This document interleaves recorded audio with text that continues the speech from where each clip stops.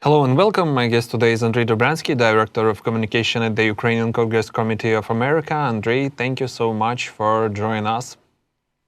Thank you for having me back on. Let's talk about a lot of stuff. yeah. The Kremlin's latest nonsense. Now they blame the U.S. for blocking peace.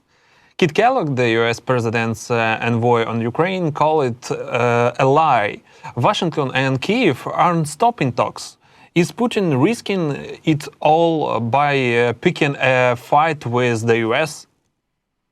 It's simply the strategy and the tactics of Putin from the very beginning to challenge any assumptions by any negotiators on the other side. For the United States, they are not able to assume that the other side, the Russian side, is working in good faith.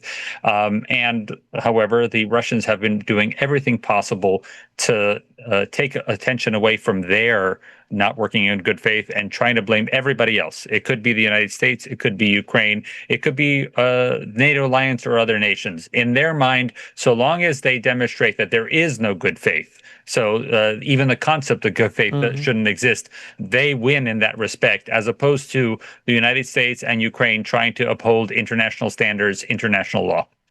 Putin now says Russia is ready for a third round of talks in Istanbul and promises to hand over 3,000 more bodies of fallen Ukrainian soldiers.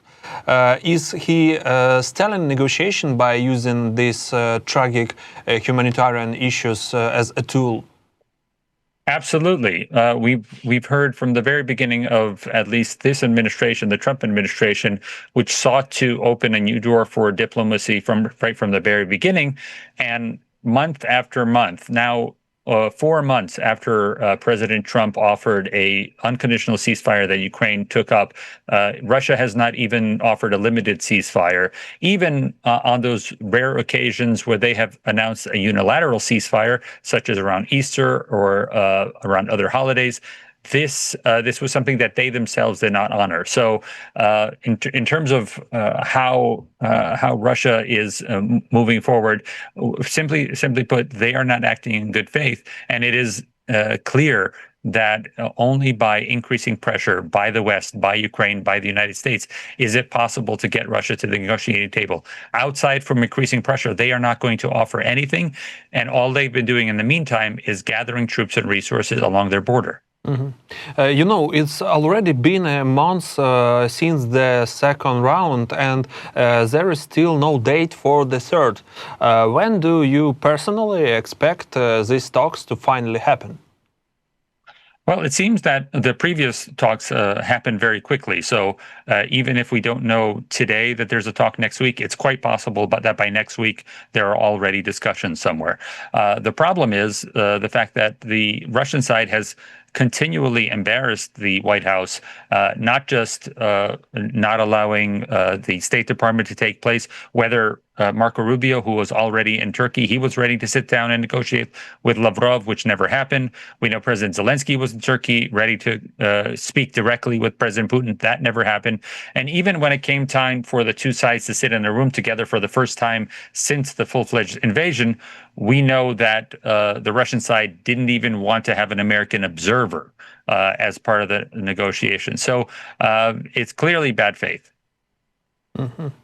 Putin says the third round will focus on memorandums and admits these documents are totally opposite in substance. So is this his plan to talk forever about papers and keep the war going? And what about Trump? Is he really okay with that? I think we'll see the Trump administration's reaction as we go on. It is clear that they have been upset from as early as March, when the initial ceasefire offer was reneged by Russia. We know that even back in the first 2 weeks of March, President Trump was ready to have a press conference by himself to announce that he had spoken with President Putin, as he promised the Americans that he could figure everything out in 24 hours.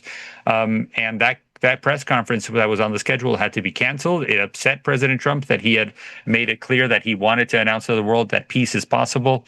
And every subsequent conversation with Putin has ended with just underscoring the fact that they are not a trustful partner here.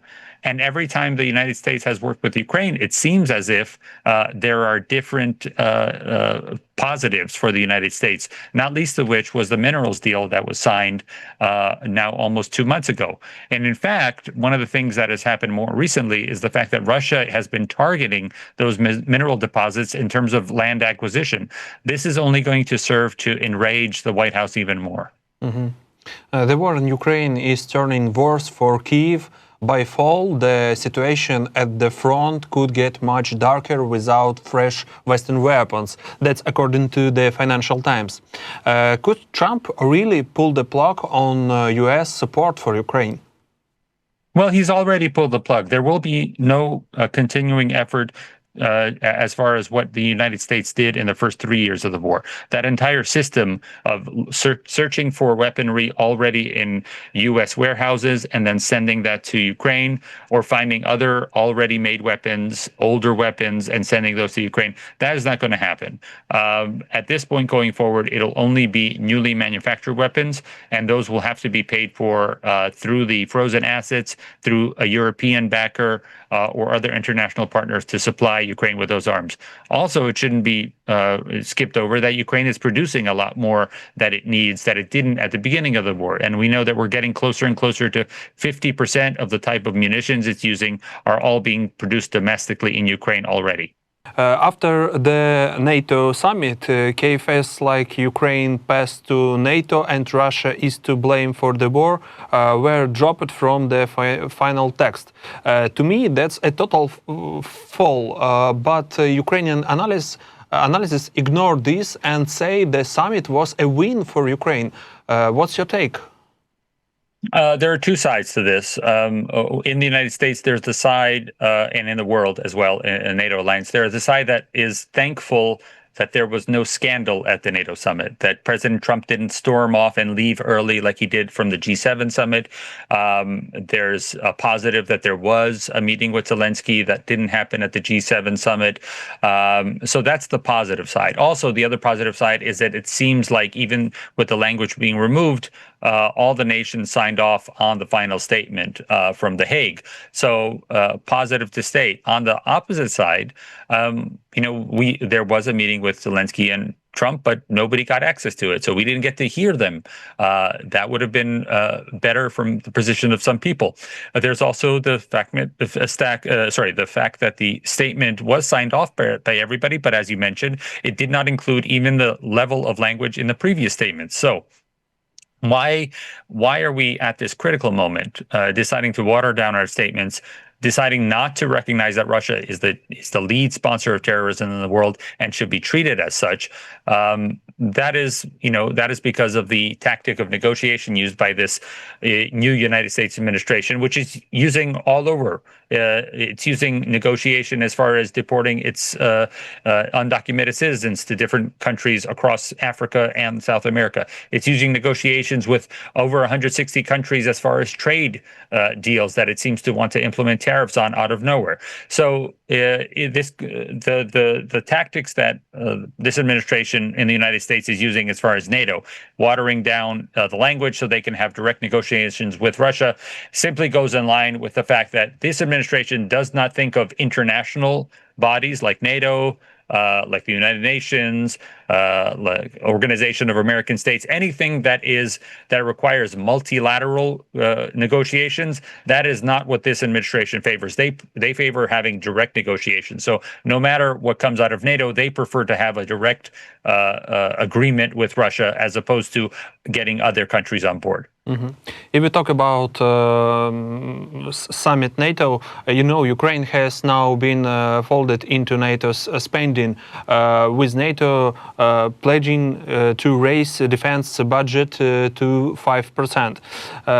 As The Guardian put it, Ukraine has become a convenient accounting tool. Allies can count aid to Kyiv as part of their defense efforts. So is this just another manipulation? In the end, there is no legal duty towards Ukraine, and NATO states can dodge extra costs by using Ukraine as cover. What's your view? I think in the end, if they're using pledges towards Ukraine to meet their minimum demand for spending, then I think that's a good thing in the end. Yes, it's true that a lot of countries, a lot of whether it's the EU as well, whether it's NATO, individual countries have made a lot of pledges over the course of the last 3 years to Ukraine, many of which still haven't come to Ukraine.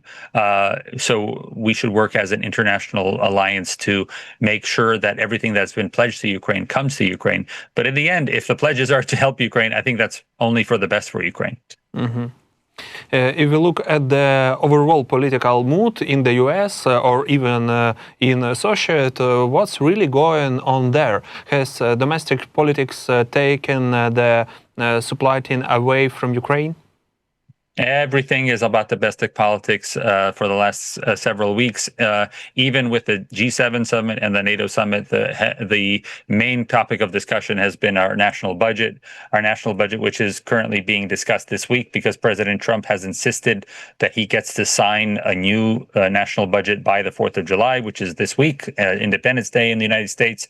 And with every passing hour, it seems less and less likely that's going to happen with deep political divisions making a united budget very much hard to pass. So because of the temperature, because of the fact that we're seeing sometimes for 24 hours at a time, senators and congressmen speak on the floor of Congress. This makes the attention very difficult to put towards Ukraine, especially when there are international issues such as Iran and Israel, as well as everyday breaking news. It's very hard for what's happening in Ukraine. What's happening in Ukraine these last 6 months since this administration came in, and the increase of attacks that happened under Trump weren't happening under Biden. Happening now under President Trump, the fact that more children are under attack, more civilians are under attack in these first 5 months of the administration, that's not breaking through to the public. But what is staying on in the United States is support for Ukraine. Even though we're not seeing it on television, we're seeing throughout local activism, through members of Congress, governors, mayors, a lot of people are already signing up to make sure that we celebrate Ukraine's independence with proclamations across the country. Okay, what about trade wars or politician wars? Is the US winning its trade wars? And how are things going with China and Canada? This will be a waiting game with China. As far as Canada and the UK, Europe, there are some preliminary deals that are framework agreements that have been signed, especially with the United States, with the United Kingdom, as well as Canada. However, it seems almost impossible with this new administration to have a deal in place. First of all, because we know that it takes years for trade agreements to be signed. So the idea that you can have simultaneous deals negotiated with 100 plus countries within 90 days, which is what Trump said would happen, is clearly not happening because we are coming to our 90 days very, very soon in July. After that fact, it'll be a waiting game for China. China did this during the first Trump administration, where he started a trade war. He spent billions, President Trump did, to support the farmers of the United States while the trade war was ongoing with China. And in the end, he couldn't come to a big agreement, a grand agreement. It was only a small agreement with China that allowed the United States to finally open up those farms exporting to China again, and the United States didn't have to subsidize them to the tune of several $billions. So I believe China will wait out the United States again because President Trump is term limited. So waiting until the end of his administration is probably what China is going to do as far as signing a deal. Mm-hmm. What's your view? Has Trump actually gotten what he wanted from these trade wars? No. Trump has, or at least what he's announced, and he's announced a lot. He's announced that a framework agreement is a trade deal, which it's not. So we have not signed a trade deal with the United Kingdom. We have an agreement about how we're going to work towards a trade deal. Same thing with Canada, same thing with Mexico. These are all open negotiations right now. And therefore, what he promised, which is within 90 days to have different trade agreements with other countries, that's not working. What he did accomplish for himself is he wanted to have a minimum 10% tariff on all countries' goods coming to the United States, and he's accomplished that. How long that stays is a question of what the effect of prices will be in the United States after 1 year's time. If the fact that these tariffs have raised domestic prices, and we'll see them perhaps by the time people are buying presents for Christmas, I think that's when the political situation will change in this country leading into the elections of 2026. So can we say that China won? It's yet to be seen. China, however, has the advantage that they do not have these elections like we do in the United States or other democratic countries. They can wait. The same administration, President Xi, can wait until a new president comes in and then have a negotiation with that president and just wait out President Trump. So in that case, it's possible for them to wait it out. We don't know what's going to happen. There might be, there might be an international economic crisis. There may be an earthquake or a horrible tragedy that convinces either the United States or China to move. But in the meantime, China is committed to waiting until such time that the politics changes in the United States. Andrij, thank you so much for joining us. It was a real pleasure to see you again and hear your perspective. We truly appreciate your insights and analysis. Thank you so much.